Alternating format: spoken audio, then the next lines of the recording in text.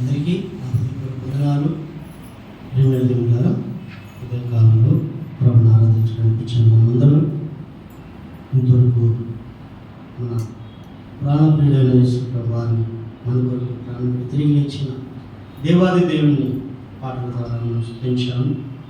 ఉదయకాలంలో మన ప్రభువారిని జ్ఞాపకం చేసుకోవడానికి, మన ప్రభువారిని స్తుతించడానికి మనమందరం సమూహంగా చేరవచ్చుండగా మన ప్రభువారిని జ్ఞాపకం చేసుకోవడానికి ముందుగా, మన ప్రభువారిని స్తుతించడానికి ముందుగా పరిశుద్ధ గ్రంథం నుండి కొన్ని మాటలు మనం చదువుకొని ప్రభుని ఆరాధించడానికి మనం వెళదాం. నిజంగా మన దేవుడు గొప్పవాడు, మన దేవుడు ఐశ్వర్యవంతుడు, మన దేవుడు ఎంతగానో మనల్ని ప్రేమించిన దేవుడు. అలాంటి దేవుడు మనకు దొరికాడు. ఆ దేవుని బట్టి మనం ఎంతగానో ప్రభుని స్తుతించబోతున్నాం. మంచిది, ఆరాధన సహాయకరంగా మరి పరిశుద్ధ గ్రంథంలో నుండి దేవుని మాటలు మనం చదువుకుందాం. అందుకు సహాయకరంగా అపొస్తలుడైన పౌలు కొరింథీయులకు రాసిన మొదటి పత్రిక, అపొస్తలుడైన పౌలు కొరింథీయులకు రాసిన మొదటి పత్రిక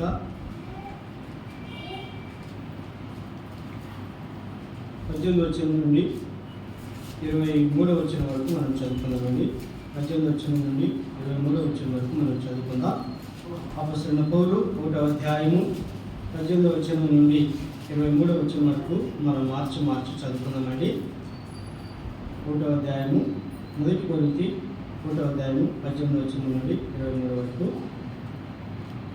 18వ వచనం నుండి, శిలువకు వచ్చిన వార్త నశించున్న వారికి వెలితనముగా కానీ రక్షింపబడుచున్న మనకు దేవుని శక్తి.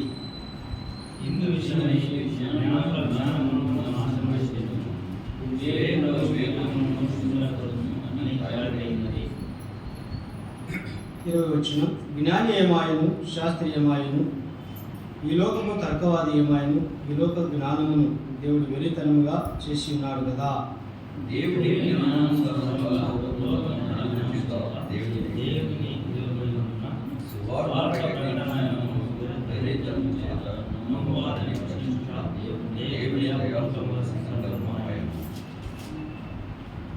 వచ్చిన యూదులు సూచక్రియలు చేయమని అడుగుచున్నారు, గిరిసు దేశస్థులు జ్ఞానము వెతుకుచున్నారు. దయచేసి మనమందరం కలిసి 1వ అధ్యాయము 23వ వచనాన్ని మనము ఆరాధన సహకారంగా గట్టిగా మనమందరం కలిసి ఒకసారి చదువుకుందాం. అయితే మేము సిలువ వేయబడిన క్రీస్తును ప్రకటించుచున్నాము. మరొకసారి మాటను చదువుకుందాం. అయితే మేము సిలువ వేయబడిన క్రీస్తును ప్రకటించుచున్నాము. ప్రభునందు ప్రేమైన దేవులారా, ఉదయకాలంలో ఆరాధన సహకారంగా మనం చదువుకున్న వాక్య భాగం నుండి మన ప్రభువాన్ని జ్ఞాపకం చేసుకుందాం. ఈ భాగం నుండి ఆ రీతిగా సందర్భాలుగా దేవుని దాసుల ద్వారా మనం విని ఉంటాము. అయితే ఈ సమయంలో కూడా అదే భాగంలో నుండి కొన్ని మాటలుగా మన ప్రభువాన్ని మనం జ్ఞాపకం చేసుకుందాం. ప్రభునందు ప్రియులారా, ఈ భాగంలో మరి దేవుని మరి వెలితనము, మనుషుల జ్ఞానము ఇందులో కనబడుచున్నది. 20వ వచనంలో మనం చదువుకుందాం. జ్ఞాని ఏమాయను, శాస్త్రీయమాయను, ఈ లోకము తర్కవాది ఏమాయను, ఈ లోక జ్ఞానమును దేవుడు వెరితనముగా చేసి ఉన్నాడు అనే మాట మనం చూస్తున్నాం. ఇక్కడ దేవుని జ్ఞానము, లోక జ్ఞానాన్ని గురించి అపొస్తలుడైన పౌలు మాట్లాడుతూ ఏమంటాడంటే, ఈ లోకపు జ్ఞానము వెరితనముగా దేవుని దృష్టిలో కనబడుతున్నట్లుగా మనము చూస్తున్నాం. దేవుని జ్ఞానానుసారముగా లోకము తన జ్ఞానం చేత దేవుని ఎరగకునేనందునను సువార్త ప్రకటన వెరితనము చేత నమ్మవారిని రక్షించుటకు దేవుని దయాపూర్వక సంకల్పము ఆయను అని మనం చూస్తున్నాం. ప్రియమైన దేవులారా, ఈ భాగాల్లో మనం చూసినట్లయితే దేవుని యొక్క వెరితనము, మానవుని యొక్క వెరితనము అనేది ఇందులో మనం పాఠాలు పెట్టుకుని మనం మాట్లాడవచ్చు. కానీ అయితే మన ఆరాధన సహాయకరంగా దేవుని మాటల్లో మనం ఒక మాట మనం చదువుకుందాం. అపొస్తలుడైన పౌలు కొరింథీయులకు రాస్తూ ఒక మాట అంటున్నాడు, మేము సిలువ వేయబడిన క్రీస్తును ప్రకటించుచున్నాము. మేము సిలువ వేయబడిన క్రీస్తును ప్రకటించుచున్నాము. వీళ్ళరా, క్రీస్తు ప్రభువారు భూమి మీద ఉన్నప్పుడు పలు విధాలుగా మన ప్రభువారు మనకు కనబడ్డారు. ఆయన అద్భుతాలు చేయవాడుగా, మహత్కార్యాలు చేయవాడుగా, సూచక్రియలు చేయవాడుగా, చనిపోయిన వారిని బ్రతికించేవాడుగా, రోగులను స్వస్థపరచువాడుగా, మరి సముద్రం మీద నడుచు ఆశ్చర్యకరుడుగా, మరి ఈ విధంగా మనము మన ప్రభువాన్ని మనం చూస్తున్నాం. అలాగే కొంచెం వెనక్కి వెళ్ళినట్లయితే యెహోవా దేవుడుగా ఉన్నప్పుడు ఆయన కార్యాల గురించి మనం ఆలోచించినట్లయితే ఆయన జ్ఞానం ఎంతో గొప్పదిగా మనం చూస్తున్నాం. ఒక్క మాట చేత ఈ భూమిని, ఈ ప్రపంచాన్ని ఆయన కలగజేసినట్లుగా మనం చూస్తున్నాం. ఆయన జ్ఞానము ఎంత గొప్పదో మనము ఆలోచన చేద్దాం. ఆయన ఆలోచన ఎంత గొప్పదో మనం చూద్దాం. అయితే ఈ మహా సృష్టిలో తన స్వరూపంలో తన పోలికలో నేలబట్టితో నరుని నిర్మించినటువంటి దేవునిగా మనం చూస్తున్నాం. అయితే ఆ మానవునికి జీవవాయువుగా నరుడు జీవాత్మ అయినట్లుగా కూడా మనం చూస్తున్నాం. అయితే ఆ మానవుని ఈ మహా సృష్టిలో ఒక ఏదైనా తోటలో ఉంచి ఆ మానవుడితో దేవుడు మాట్లాడుతూ దర్శిస్తూ సంతోషిస్తూ ఉండేవాడు. ఆ సృష్టిలో తాను ఎవరితో మాట్లాడడానికి దేవుడు ఇష్టపడలేదు. తన స్వరూపమందు తన పోలికలో చెప్పిన ఆ మానవుడితో మాట్లాడుతూ దేవుడు సంతోషపడుతూ దేవుడు మాట్లాడి సంభాషించేవాడు. అయితే ఆ మానవుడు ఒంటరిగా ఉండట దేవుడు ఇష్టం లేక అతనికి సాటైన సహకారాన్ని కూడా దేవుడు చేసి ఆ ఏదైనా తోటలో ఉంచినట్లుగా మనం చూస్తున్నాం. అయితే ఒకానొక దినమున వారిరువురు మోసపోయి దేవునికి ఆజ్ఞను తినవద్దన్న ఫలమును తిని దేవునిక మరి ఆజ్ఞను అతిక్రమించి దేవునికి దూరస్తులై దేవుని నుండి దూరమైనట్లుగా వారు చేయవద్దన్న పనులు చేసి తినవద్దన్న ఫలాలు తిని దేవునికి విరోధులై దేవుని శాపానికి గురి అయి దేవుని యొక్క ఆజ్ఞను ధిక్కరించినటువంటి వారై దేవుని ఆశీర్వాదాలు పొందకుండా వారు దేవునికి దూరమైనట్లుగా మనం చూస్తున్నాం.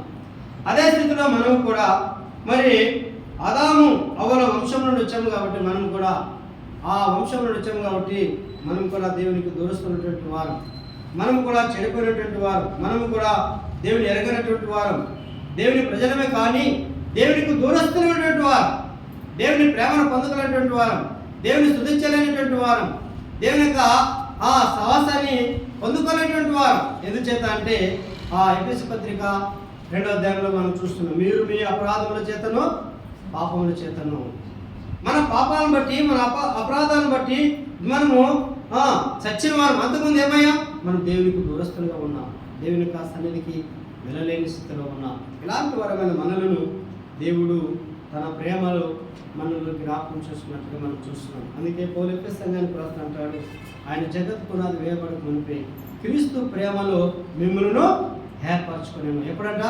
జగత్ పునాది వేయబడక మునిపే, భూమి రాంత సృష్టింపబడక మునిపే, కొండలు పుట్టక మునిపే, సముద్రాలు పుట్టక మునిపే, చెట్లు పుట్టక మునిపే, మన తల్లిదండ్రులు పుట్టక మునిపే, మనం తల్లి గర్భంలో పిండాకృతం కాక మునిపే పిల్లరా ఆయన మనల్ని జ్ఞాపకం చేసుకున్నాడని, ఆయన మనల్ని ఏర్పరచుకున్నాడని. ఎంత గొప్ప ప్రేమ అండి దేవునిది, ఎంత గొప్ప ప్రేమ దేవునిది. ఒకసారి మనం ఆలోచన చేద్దాం. అయితే పౌలు అంటున్నాడు, మేము సిలువ వేయబడిన క్రీస్తును ప్రకటించుచున్నాము. ఎవరు ప్రకటిస్తున్నాడంట? సిలువ వేయబడిన క్రీస్తుని. ఎవరు ఈయన చూసినట్లయితే మహాగణుడు, ఈయన చూసినట్లయితే ఆయన 10,000 మందిలో గుర్తింపదైనటువంటి వాడు. ఈయన ఎవరైనా ఆలోచించినట్లయితే ఈయన అందరిలో అతి కాంక్షణీయుడు. ఈయన ఆలోచించినట్లయితే ఈయన అందరి హృదయాలు ఎరిగిన వాడు. ఈయన ఎవరైనా ఆలోచించినట్లయితే ఈయన సర్వాధికారి అయిన దేవుడు, నిరంతరము స్తోత్రాడైన దేవుడు అని ఈయన గురించి మనం చూస్తున్నాం లేఖనాలు. ఈయన ఏ పాపము చేయలేదు అని లేఖనాలు మనం చూస్తున్నాం. ఈయన ఇదిగో లోక పాపం మోసుకొరకు దేవుని గొర్రెపిల్ల అని కూడా మనం చూస్తున్నాం. ప్రేమందులారా, నిజంగా మన ప్రభువారు ఆయన ఎంతో గొప్పవాడు, ఆయన ఎంతో శ్రీమంతుడు, ఆయన ఎంతో ఘనుడు, ఆయన ఎంతో శ్రేష్ఠుడు, ఆయన ఎంతో గొప్ప కార్యాలు చేసినటువంటి వాడు. అయితే అపోస్తలుడు పౌలు అంటున్నాడు, మేము సిలువ వేయబడిన క్రీస్తును ప్రకటించుతున్నాం. వీడరా నిజంగా సిలువ మీద వేలాడు తీయబడేవాడు ఎవరంట? శాపగ్రస్తుడు. సిలువ మీద వేలాడువాడు శాపగ్రస్తుడు అని ఒక శాసనము రాయబడింది, ఒక లేఖనము రాయబడింది. అయితే మన ప్రభువైన యేసుక్రీస్తు వారు సిలువలో వేలాడిన ప్రభుగా మనం చూస్తున్నాం. వీళ్ళరా సిలువలో వేలాడిన ప్రభు వారు మనం చూసినప్పుడు నిజంగా అతడు కొట్టబడ్డాడు. అతని చేతుల మేకులు, అతని కాళ్ళలో బ్రిల్లరా మేకులు, అతని హృదయంలో బల్లెపోటు, అతని తల మీద ముళ్ళ కిరీటం, అతని దేహమంతయు గాయాలతో నిండినట్లుగా మనం చూస్తున్నాం. ప్రియులారా, సెలవు మీద ప్రభువారు ఒక సుందరుడుగా, ఒక అందమైన ఆకారముగా ఆ ప్రభువారు శిలువ మీద కనబడట్లేదు.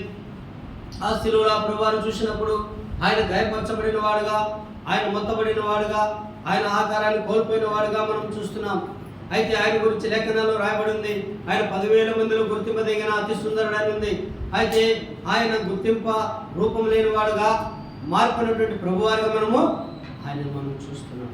శిలువలో ప్రభువారిని చూసినప్పుడు ఆయన గాయపరచబడిన ప్రభువుగా మనకు కనబడుతున్నాడు. ఆయన మరి సమస్య లేని ప్రభువుగా మనకు కనబడుతున్నాడు. ఆయన మన కొరకు వికారంగా మారిన ప్రభువారుగా మనకు కనబడుతున్నాడు. అయితే పౌలు అంటున్నాడు, మేము సిలువబడిన క్రీస్తును ప్రకటించుతున్నాం. గొప్ప మాట అండి. అయితే పైన ఒక మాట రాయబడిందండి, 18వ వచనంలో, సిలువను గురించిన వార్త నశించిన వారికి వెరితనము కానీ రక్షించబడుచున్న మనకు దేవుని శక్తి అని మనం చూస్తున్నాం.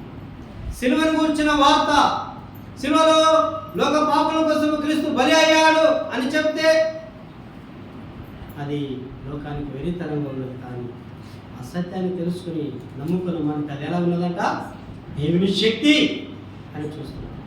దేవుని శక్తి వీళ్ళ ఎంత గొప్ప మాట అండి. సిలువను గూర్చిన వార్త నశించిన వారు వెరితనం కానీ రక్షించబడుచున్న మనకు దేవుని శక్తి అని మనం చూస్తాం. అయితే పిల్లరా, ఆ ప్రభువారు మన కొరకు సిలువలో చూడనులేని వాడిగా మనకు కనబడుతున్నాడు. అయితే ఆ ప్రభువారు మన కొరకు ఆయన సిలువలో వేలాడిన ప్రభుగా మనం ఆయన చూస్తున్నాం. ఆయన మన కొరకు కొట్టబడిన ప్రభుగా ఆయన మనం చూస్తున్నాం. ఆయన మన కొరకు వేలాడిన ప్రభుగా ఆయన చూస్తున్నాం. ఎవరి కోసమండి ఆయన వేలాడి తినబడ్డారు? ఎవరి కోసమండి ఆయన సిలువలో నిలిచారు? నిజంగా ఆ సిలువ మనది, ఆ స్థానం మనది, ఆ దెబ్బలు మనవి, ఆ శిక్ష మనది, ఆ యొక్క నేరం మనది, ఆ యొక్క బలిస్థానం మనది, ఆ యొక్క నిందలు మనవి, ఆ అవమానాలు మనవి. అయితే మనకు బదులుగా ఆయన బలి అయ్యాడు, మనకు బదులుగా ఆయన కొట్టబడ్డాడు, మనకు బదులుగా ఆయన రక్తం కార్చాడు. ఒకసారి మనం ఆలోచించాలి, మన ప్రభువారి ప్రేమ ఎంత గొప్పదో ఒకసారి మనం ఆలోచించాలి. మనం నిలవలసిన స్థానంలో ఆయన నిలిచాడు, మనం కొట్టవలసిన దెబ్బలు ఆయన కొట్టబడ్డాడు, మనం పొందవలసిన హింసలు ఆయనే పొందాడు. ఈ ప్రేమ ఎంత గొప్పది ఒకసారి ఆలోచించాలి. ఆయన కృప ఎంత గొప్పది మనం ఒకసారి ఆలోచించాలి. ఆ దేవాది దేవుని యొక్క దయ మన పైన ఎంత గొప్పదో ఒక్కసారి ఆలోచించాలి. అందుకే అక్కడ అంటున్నాడు 18-20 వచనంలో ఒక అద్భుతమైనటువంటి మాట అంటున్నాడు. చూడండి, దేవుని జ్ఞానానుసారంగా లోకము తన జ్ఞానం చేత దేవుని ఎరగకునినందున సువార్త ప్రకటన ఆయన వెరితనము చేత నమ్మువారిని రక్షించుటకు దేవుని దయా సంకల్ప దేవుని దయాపూర్వక సంకల్పమాయను. వీళ్ళరా, ఉదయకాలంలో మనం దేవుని ఆరాధించడానికి వచ్చినామంటే దేవుని దయాపూర్వకమైన సంకల్పములో మనమున్నాం. అందుకే ఎక్కడున్నా, ఎంత దూరం ఉన్నా, ఏ పాపంలో మనం కూరుకుపోయినా, ఏ స్థితిలో దిగజారిపోయినా, ఆయన ప్రేమ చేత మనం లేపి, ఆయన కృప చేత మనం రక్షించి తన సన్నిధానానికి దేవుడు మనం తీసుకొని వచ్చి తనను ఆరాధించే పాత్రలుగా, ఆరాధించే దేవుని కుమారులుగా మనం చేశాడు. కాబట్టి ఆ ప్రభువారు మనకు కొట్టబడి ఆయన రక్తం గార్చి ప్రాణం పెట్టి తిరిగి లేచాడు.